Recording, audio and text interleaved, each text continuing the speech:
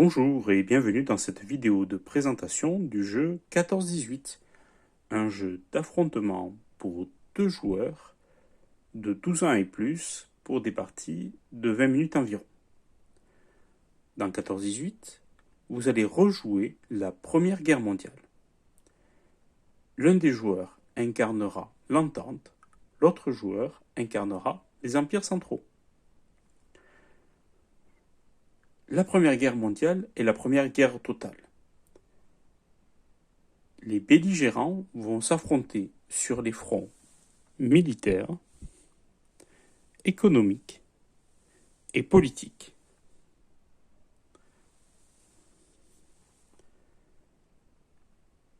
La partie se déroule en tour de jeu. Le premier joueur est toujours le joueur qui incarne les empires centraux. À son tour, un joueur pioche 4 cartes dans sa propre pioche.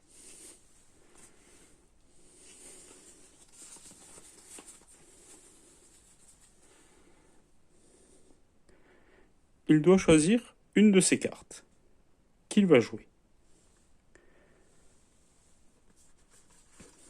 Par exemple, le joueur des empires centraux va jouer guerre sous-marine à outrance.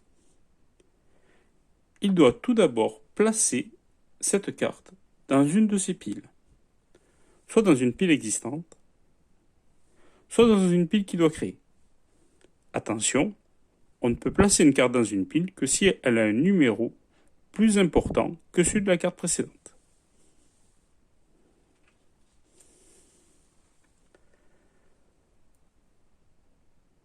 Une fois la carte placée dans une pile, le joueur donne le nom de la carte, guerre sous-marine à outrance, et l'action qu'il souhaite réaliser. En l'espèce, comme le joueur joue les empires centraux, il va jouer empêcher par tout moyen le ravitaillement de l'Entente.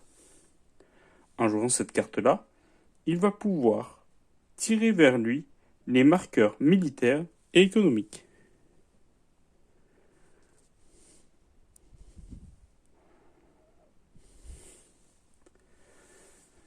Les 3 cartes qui lui restent en main doivent être réparties entre les 2 pioches des joueurs. Une carte va aller dans la pioche du joueur actif.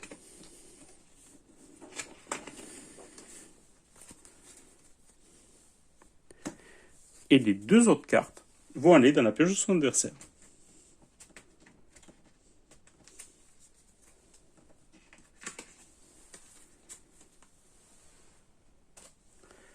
Une fois cette phase terminée, c'est au tour du joueur suivant.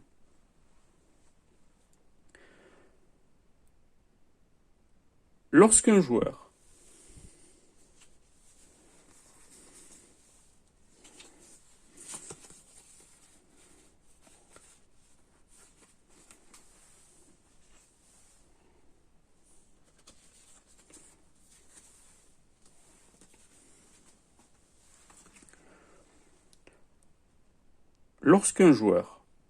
ne peut pas jouer une carte dans une pile, il doit en créer une nouvelle.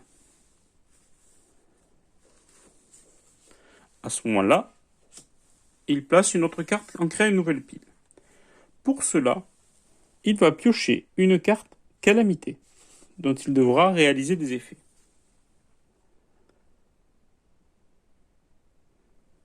Par exemple, si la carte grève est jouée,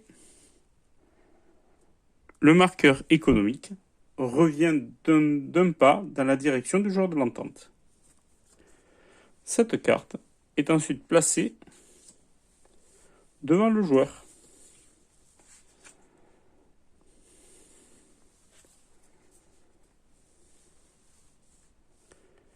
Il peut alors jouer le miracle de la Marne.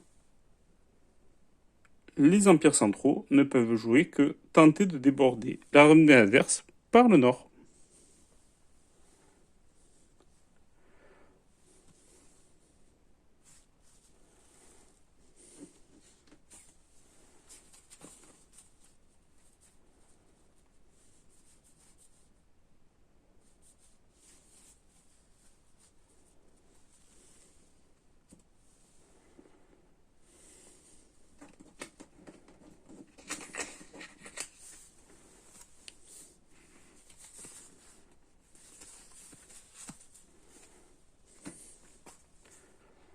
lorsqu'un joueur joue une carte qui devrait le conduire à tirer le marqueur vers une case qui n'existe pas, le joueur s'empare prioritairement de la carte Sentiment National, qu'il place alors de son côté.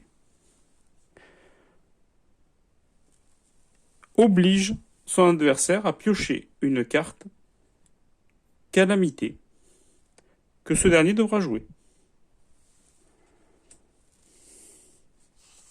Et en appliquer les effets. Si le joueur de l'entente détenait toujours la carte Sentiment National, il peut annuler l'effet de cette carte en la donnant à son adversaire.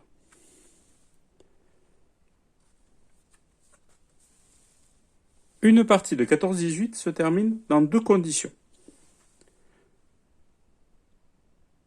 Une partie de 14-18 peut prendre fin selon deux méthodes.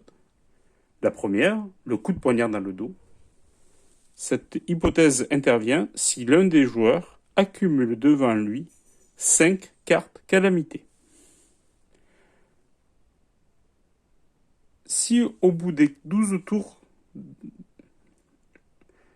à la fin des 12 tours que chaque joueur va jouer, aucun des joueurs n'a récupéré 5 cartes Calamité, on va regarder où ils en sont au niveau des fronts.